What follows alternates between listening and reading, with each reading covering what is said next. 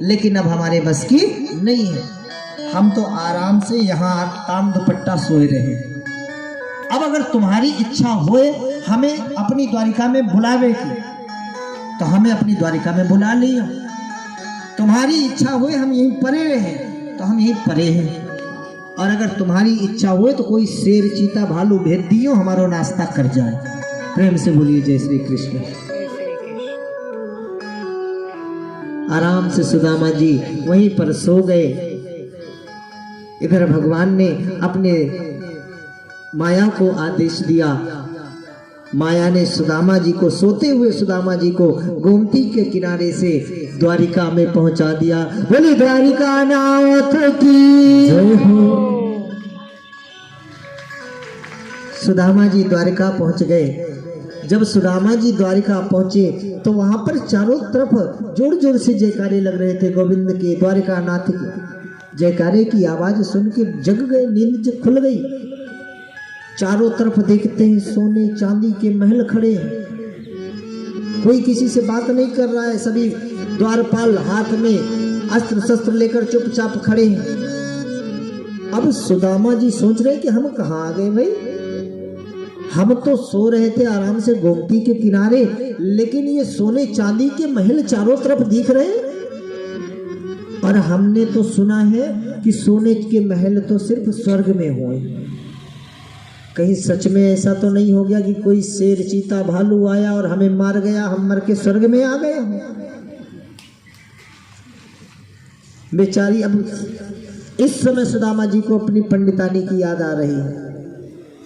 सुदामा जी विचार कर रहे, बेचारी हमारी पत्नी, हमारी पंडितानी, वो तो इंतजार करते करते मर जाएगी।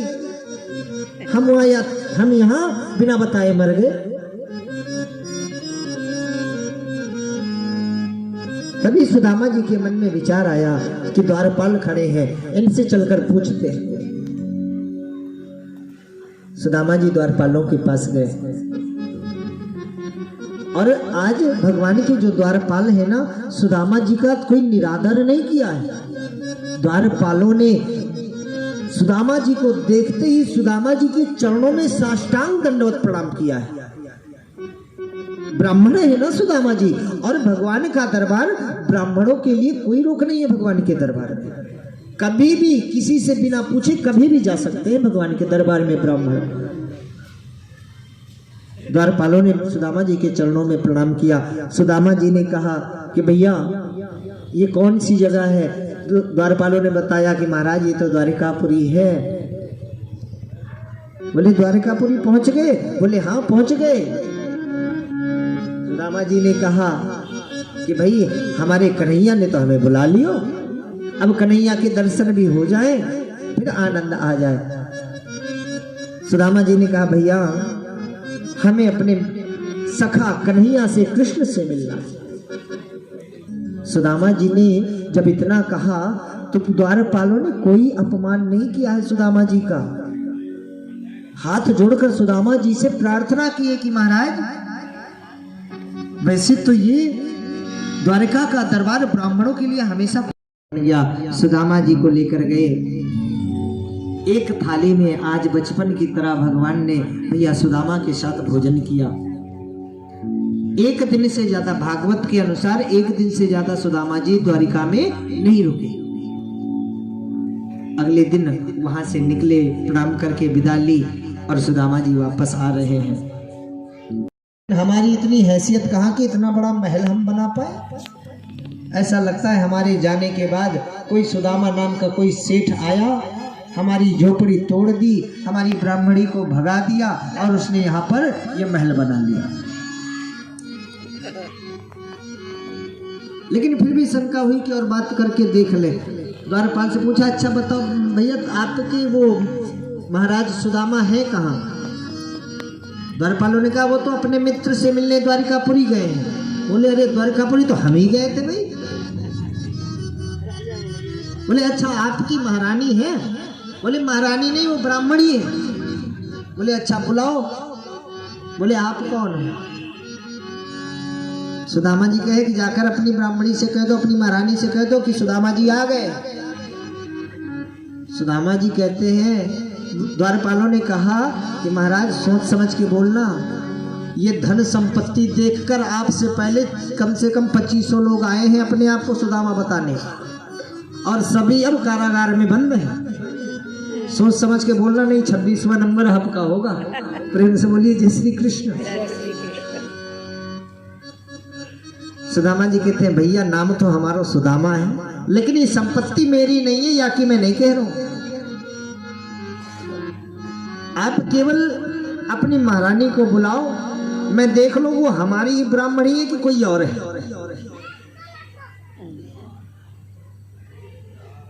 ब्राह्मणी को बुलाया, द्वारपाल गए, महारानी को, सुदामा जी की पत्नी को बुला कर लाए। सुदामा जी की पत्नी ने जैसे ही सुदामा जी को देखा दौड़कर चरणों में गिर पड़ी। सुदामा जी देखकर आश्चर्यचकित है कि भाई ये ठाट बाट कहाँ से आ गए। बोल पड़े कि अरे देवी ये सब कैसे हुआ, किसकी कृपा है। सुदामा जी की पत्नी कहती है अरे ये तो सब द्वारका नाथ की कृपा है। सुदामा जी को आश्चर्य हो रहा है कि भाई हम इतने अपने पाम टूट गए, हमारे पाम टूट गए, इतनी दूर पैदल चल के गए, और वाने हमारे ऊपर तो कोई कृपा करी नहीं, और तुम पे घर बैठे कृपा कर दी। हम कैसे मान लें कि द्वारकानाथ की कृपा है। हम तो बोले विश्वास कैसे करोगे।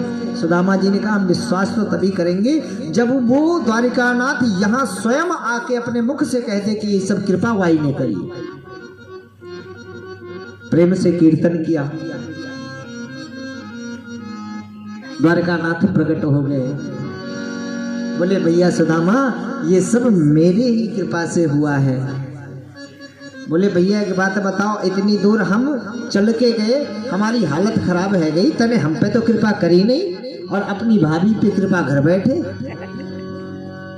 भगवान ने कहा भैया मैं भावना देखता हूं, भाभी के मन में धन की भावना थी, वो धन चाहती थी, इसलिए मैंने उनको धन प्रदान किया।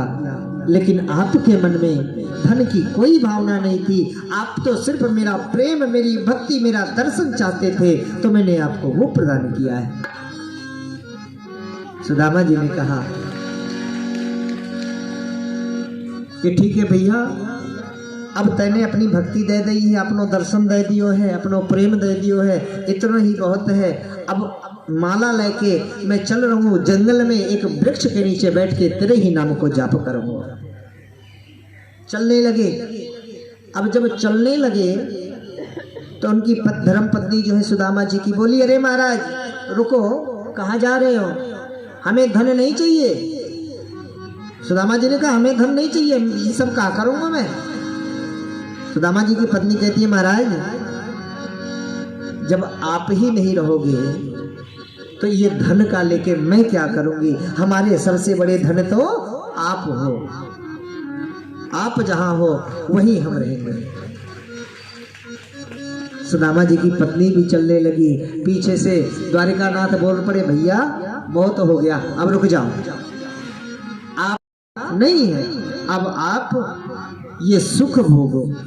सुदामा जी ने कहा भैया अगर मैं ये सब सुख भोगूंगा तो हमारी बुद्धि खराब हो जाएगी, 2-4 माला जो आपके नाम की ले रहे हूँ ये सब छूट जाएंगी।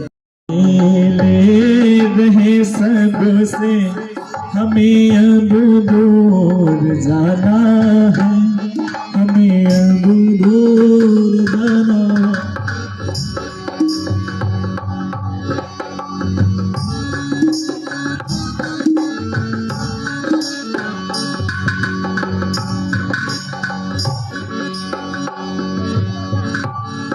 बहाई ज्ञान की गंगा दिया गुरुदेव ने हमको, लुटाया प्यार का सागर दिया निजो हमको।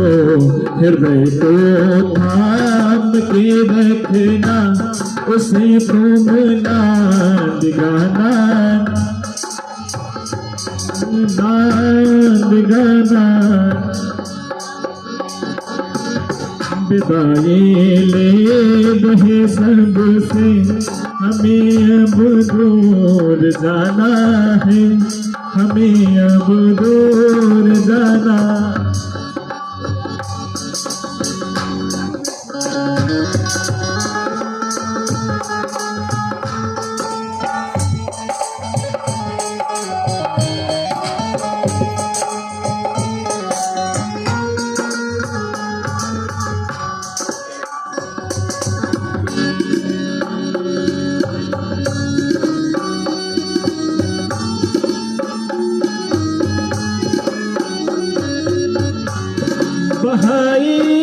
ज्ञान की गंगा दिया गुरुदेव ने हमको, लौटाया प्यार का सागर दिया था मौइज़ो हमको। हृदय को थाम कर रखना इसे तुम याद गाना, इसे तुम याद गाना। विदा ले बहे सबसे हमें अब दूर जाना है, हमें अब दूर जाना।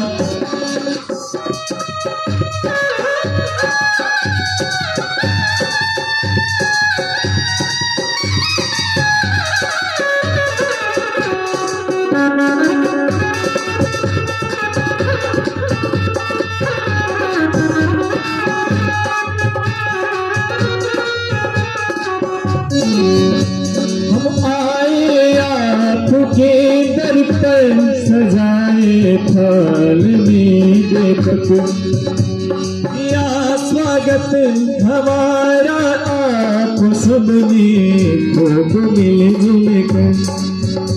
हृदय को थाम के रखना, हृदय को थाम के रखना, इसे तुम याद गाना, इसे तुम याद गाना। विदा ले रहे सबसे हमें अब दूर जाना है, हमें अब दूर जाना है, हमें अब दूर जाना है, हमें अब दूर जाना।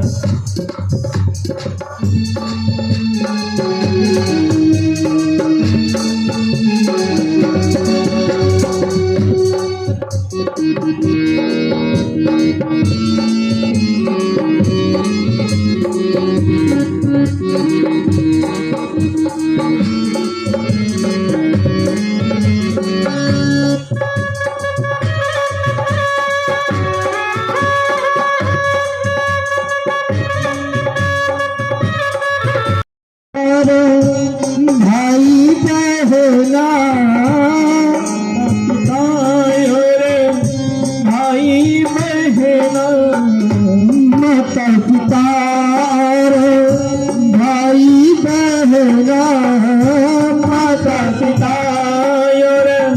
भाई बहना। सत्संग में तुम जाते रहना, सत्संग में तुम जाते रहना।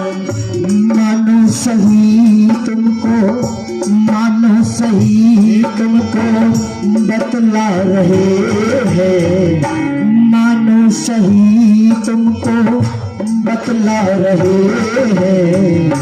हम परदेसी अपने घर जा रहे हैं, हम परदेसी अपने घर जा रहे हैं।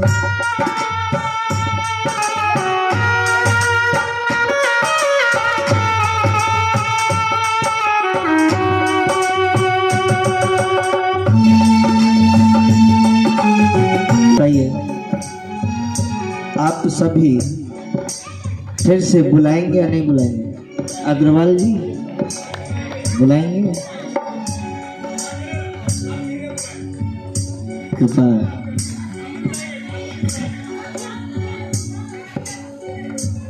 छूटे कभी भी ना साथ हमारा, छूटे कभी ना साथ हमारा, छूटे कभी भी ना साथ हमारा, छूटे कभी ना साथ हमारा। दुआ है प्रभु जी से बुलाना दोबारा, दुआ है प्रभु जी से बुलाना दोबारा। वैसे जब ये यहाँ पे कार्यक्रम की बात हुई थी ना, बहुत से लोगों को पता होगा हम यहाँ पर जन्माष्टमी पर आ चुके हैं रासलीला में। काफी लोगों की बातें भी सुननी पड़ी कि वो कथा कैसे कह लेंगे, वो कथा कैसे करेंगे। लेकिन ये जीवन है, जीवन में हर व्यक्ति, आपके भी जीवन में बहुत से ऐसे दृश्य होंगे, बहुत सी ऐसी स्थितियां होंगी कि जो ना चाहते हुए भी आप उस काम को करते होंगे। और मेरा वास्तविक रूप से कर्तव्य, मेरा काम ये है कथा करने का, राम कथा, भागवत कथा, शिव कथा, सारी कथाएं, मेरा काम ये है। दुआ है प्रभु जी से बुलाना दोबारा, दुआ है प्रभु जिसे मिलाना दोबारा। आत्मा की बात तुमको, आत्मा की बात तुमको बतला रहे हैं, आत्मा की बात तुमको बतला रहे हैं। प्रेम से दोनों हाथ ऊपर करें सभी। अंतिम बार आज के बाद इस अब आगे से नहीं कहूंगा, इस बार तो नहीं, अगली बार आएंगे तो देखा जाएगा, इस बार तो नहीं। और ताली बजाते हुए बोलेंगे सभी, हम ब्रजवासी अपने घर जा रहे हैं, हम ब्रजवासी अपने घर जा रहे हैं, हम ब्रजवासी अपने घर जा रहे हैं, घर जा रहे हैं, घर जा रहे हैं। श्री कृष्ण गोविंद हरे मुरारी, नाथ नारायण वासुदेवा। श्री कृष्ण गोविंद हरे मुरारी, हे नाथ नारायण वासुदेवा। श्री कृष्ण गोविंद हरे मुरारी, नाथ नारायण वासुदेवा। मैं व्यास जी से गुजारिश करूंगा 8:30 बजे